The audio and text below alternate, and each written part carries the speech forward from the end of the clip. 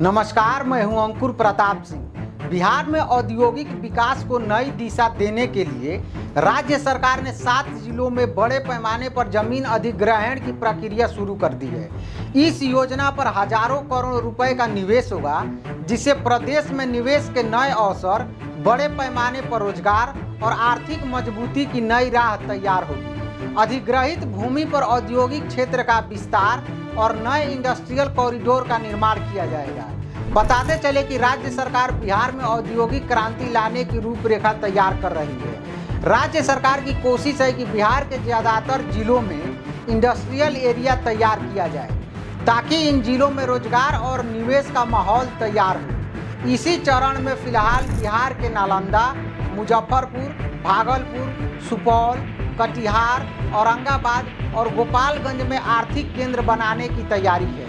नालंदा जिले के हरनौत और चंडी अंचल में 524.95 एकड़ जमीन का अधिग्रहण किया जाएगा। इस पर 2 अरब 64 करोड़ 65 लाख रुपए से अधिक की राशि खर्च होगी।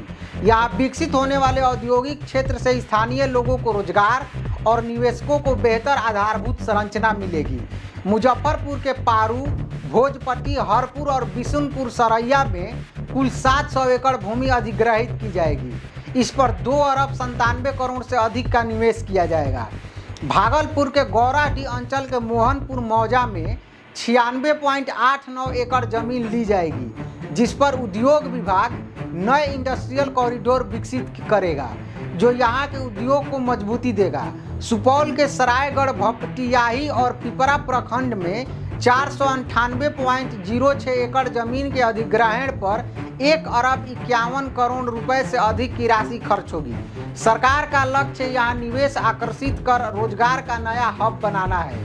कटिहार के मनसाही अंचल में 552.30 एकड़ भूमि का अधिग्रहण और आधारभूत संरचना का निर्माण किया जाएगा।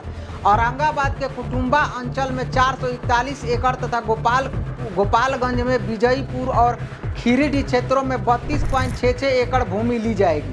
गोपालगंज में जमीन अधिग्रहण की योजना पर 11.39 एकड़ रुपए खर्च होंगे।